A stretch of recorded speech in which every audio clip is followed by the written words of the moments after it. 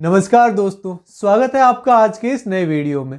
पिछले 2 महीने में जितने भी बड़े आईपीओ आए हैं जिनकी बहुत ज़्यादा हाइप बनी थी वो सुपर फ्लॉप हुए हैं और अब लगता है कि उसमें एक और नाम ऐड होने वाला है जो कि है एनटीपीसी ग्रीन एनर्जी का। जब ये आईपीओ अनाउंस हुआ था तब लोगों में इसका बहुत क्रेज था क्योंकि एक तो ये सेक्टर अभी काफ़ी डिमांड में है, ऊपर से ये एनटीपीसी की सब्सिडरी कंपनी है। 10,000 करोड़ रुपए का आईपीओ है जिसमें शेयर होल्डर्स कोटा भी है, तो सबको ये था कि ये आईपीओ तो अच्छा करने ही वाला है। तभी तो आप देखिए पिछले एक क्वार्टर में ही एनटीपीसी के नंबर ऑफ शेयर होल्डर्स 2 गुना हो गए हैं, 17 लाख से सीधे 35 लाख, क्योंकि सबको शेयर होल्डर्स कोटा में अप्लाई करना था।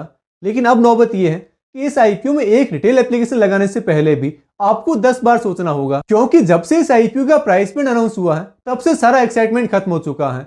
कहां तो हम लोग 20-25 रुपए की प्राइस एक्सपेक्ट कर रहे थे और कहां इसका प्राइस बैंड डिक्लेयर हुआ है 102 से 108 रुपए। तभी तो अब ग्रे मार्केट में एनटीपीसी ग्रीन के ट्रेड्स बहुत कम हो गए हैं और जो थोड़े बहुत ट्रेड्स हो भी रहे हैं वो 1% से भी कम के प्रीमियम पर हो रहे हैं, यानी कि अभी इसकी जीएमपी बिल्कुल ना के बराबर है। अगर मैं आपको एग्जैक्ट फिगर बताऊं तो अभी ग्रे मार्केट में एनटीपीसी ग्रीन के शेयर्स को 0.8 रुपीज का प्रीमियम मिल रहा है, जो कि इसकी 108 रुपीज की प्राइस के अगेंस्ट बस 0.75% का प्रीमियम होता है। लेकिन कमाल की बात यह है कि इतनी सब नेगेटिविटी के बाद भी एनटीपीसी ग्रीन के आईपीओ को पहले दिन रिटेलर्स की तरफ से काफी अच्छा रेस्पॉन्स मिला है। शुरू के कुछ घंटों में ही एनटीपीसी ग्रीन का रिटेल पोर्शन फुली सब्सक्राइब हो गया था और पहला दिन खत्म होने तक 5 लाख से भी ज्यादा एप्लीकेशंस के साथ retail portion 1.5 times over subscribe हो चुका है। हालांकि इसमें रिटेल पोर्शन बस 10% का ही है, तो ये तो वैसे भी ज्यादा ओवर सब्सक्राइब होने वाला है। अब सवाल ये है कि जब आपके आसपास हर कोई इस आईपीओ में अप्लाई कर रहा है तो क्या आपको भी इसमें अप्लाई करना चाहिए या फिर नहीं? तो देखिए, पहली बात तो ये कि अगर कहीं आप इसमें लिस्टिंग एज के बारे में सोच रहे हैं तो वो तो आप बिल्कुल भी एक्सपेक्ट मत करिए, क्योंकि अभी इस आईपीओ के जो ओवरऑल सेंटीमेंट्स हैं उससे ये तो क्लियर है कि एनटीपीसी ग्रीन की लिस्टिंग इसकी आईपीओ प्राइस के आसपास ही रहेगी।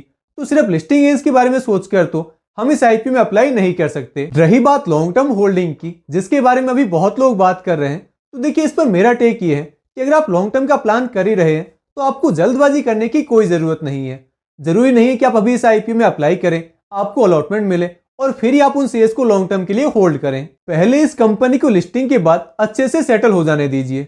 ऐसा तो नहीं है कि इसकी लिस्टिंग 100% के प्रीमियम पर होने वाली है और हमें इस प्राइस पर ये शेयर्स वापस कभी मिलेंगे ही नहीं। वैसे अभी मार्केट का जैसा मूवमेंट है, हो सकता है कि हमें एनटीपीसी ग्रीन के शेयर्स लिस्टिंग के कुछ दिनों बाद ही इसकी आईपीओ प्राइस से भी कम की प्राइस पर देखने को मिल जाए। लेकिन तब भी इसमें बाइंग करने से पहले आपको बाकी सब फैक्टर्स के बारे में सोचना होगा। जैसे अभी इसका पीई रेशियो 250 से भी ज्यादा का है। अब ठीक है, एनर्जी सेक्टर वाली कंपनीज हाई पीई पर ट्रेड करती हैं, लेकिन ये इतने ओवर वैल्यूएशन पर कंपनी कब तक सस्टेन कर पाएगी ये आपको डिसाइड करना होगा। और फिर ये तो एक गवर्नमेंट कंपनी है जिनका पहला मोटिव पब्लिक की सेवा करना होता है, ना कि प्रॉफिट अर्न करना और अपने बिजनेस को ग्रो करना। तो एक गवर्नमेंट कंपनी में इन्वेस्ट करने को लेकर आप कितने कंफर्टेबल हैं ये भी आपको तय करना है। और अगर आपको ग्रीन एनर्जी वाली कंपनीज में ही इन्वेस्ट करना है तो आप बाकी ऑप्शंस को भी कंसीडर कर सकते हैं जो शायद इससे भी ज्यादा अट्रैक्टिव हो।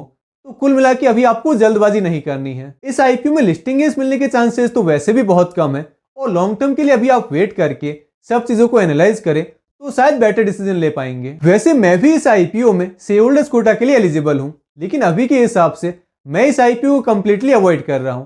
हाँ, अगर लास्ट डे को मैं इसमें एक आध लॉट के लिए अप्लाई करने का प्लान करता हूं तो उसके बारे में मैं आपको अपने इस टेलीग्राम चैनल पर अपडेट कर दूंगा, तो आप मेरे टेलीग्राम चैनल जरूर ज्वाइन कर लें। इसका लिंक नीचे डिस्क्रिप्शन बॉक्स में दिया हुआ है। और हाँ, अगर आपको आज का ये वीडियो पसंद आया है, इससे डिसीजन मेकिंग में कुछ हेल्प मिली है, तो आप इस वीडियो को लाइक कर दें और चैनल को सब्सक्राइब भी कर लें ताकि आपको आगे भी ऐसे ही और वीडियोस मिलते रहें।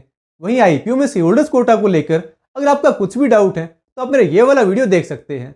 हमारी फिर मुलाकात होगी अगले वीडियो में, तब तक के लिए गुड बाय।